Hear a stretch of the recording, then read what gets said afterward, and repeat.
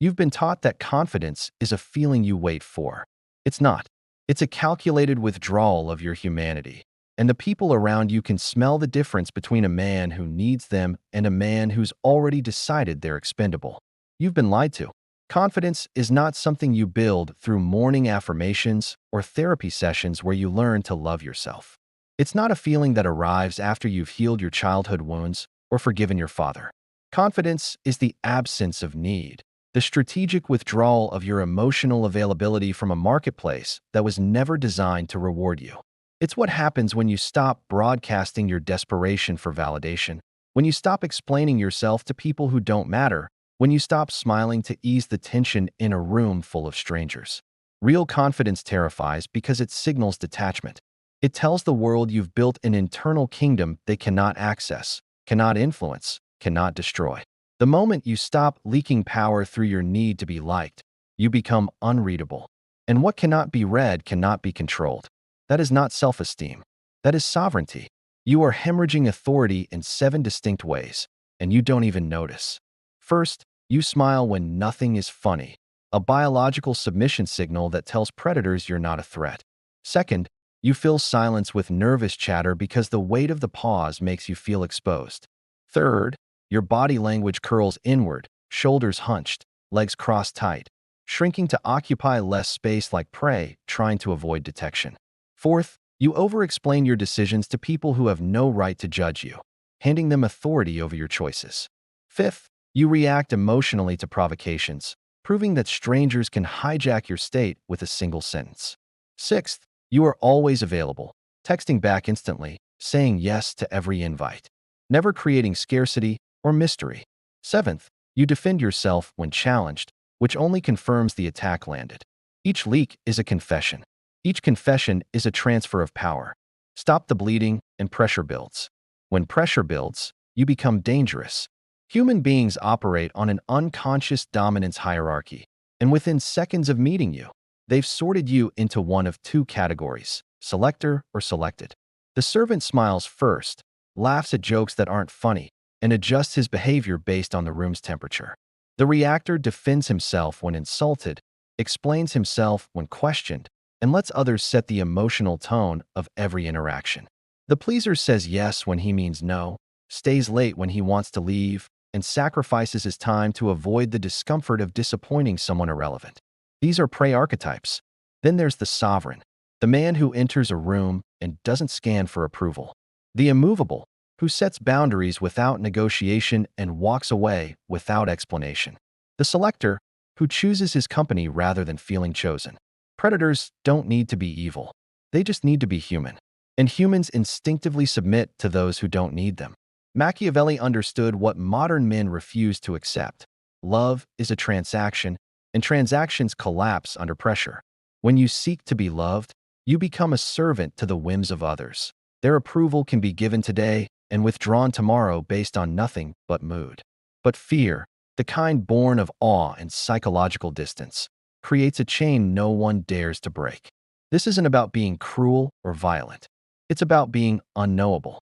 History proves this repeatedly. The boss who yells is annoying, not terrifying, because his anger is predictable. He's venting. He's a child.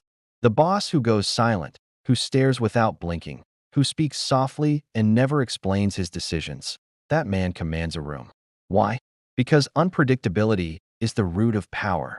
When people cannot anticipate your reactions, cannot manipulate your emotions, cannot decode your intentions, they treat you with caution.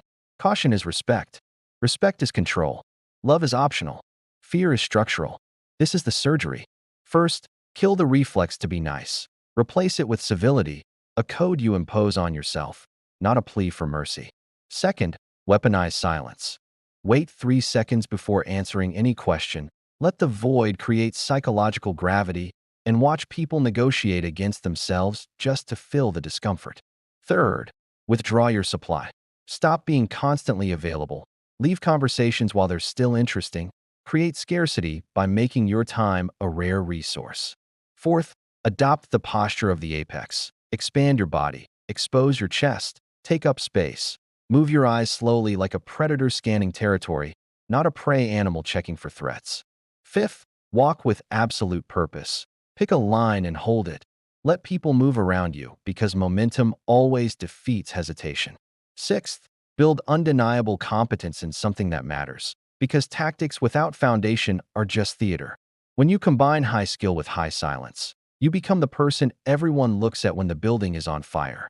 You cannot become sovereign without committing murder. The victim is the version of you that smiled to diffuse tension, that apologized for occupying space, that said yes when your body screamed no. That man wasn't you. He was a survival mechanism you built in childhood to avoid rejection. He kept you safe when you were weak, but now he keeps you small. This isn't about healing him or integrating his lessons. This is about execution. You must be willing to let him scream as he dies. He will tell you that people hate you now, that you're being cold, that you need to fix it. Ignore him.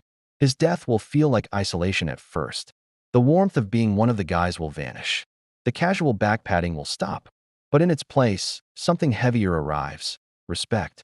People will look you in the eye instead of past you. They will weigh their words before speaking. You become whole by becoming unified, no longer fragmented by the need for external approval. This path demands a price, and most men will refuse to pay it. When you stop performing for others, when you withdraw your emotional labor from people who never earned it, you will be called cold.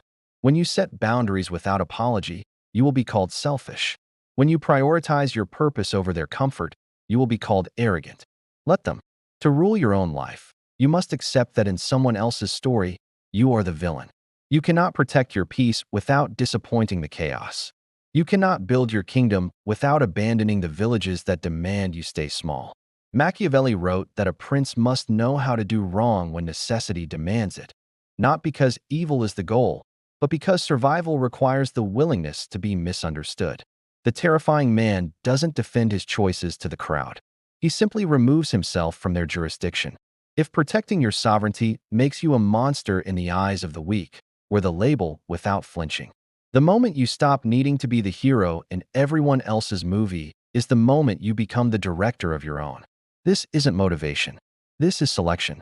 And if you're still here, you've already decided which side of the line you're on.